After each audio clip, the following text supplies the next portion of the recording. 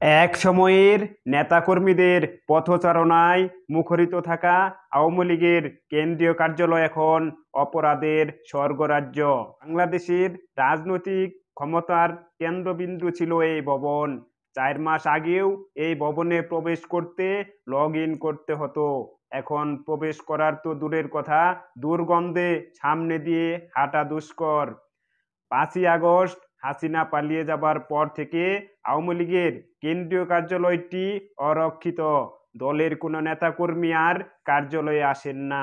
ফলে মাদকসেবী সহ ছিন্নমূলের অনেকে অবাধে প্রবেশ করে। তলায় অবাধে চলছে মাদক সেবন এবং দেহ ব্যবসা সহ বিভিন্ন অপরাধমূলক কার্যক্রম। ভবনটির সামনে পুলিশ রয়েছে, তবে পুলিশের চোখ ফাঁকি দিয়ে অনেক মাদকসেবী এবং দেহ ব্যবসায়ীরা ঢুকেছেন এই ভবনে। নিজের মতো করে সাজিয়ে তৈরি করেছেন ছোট ছোট ঘর। দিনের আলোয় সেসব গড়ে চলছে অবাধ দেহ ব্যবসা এবং মাদক সেবন। সরজমিনে দেখা যায় কয়েকজন মিলে গাঁজা সেবন করছেন, তাদের পাশে দাঁড়িয়ে আছেন একজন নারী।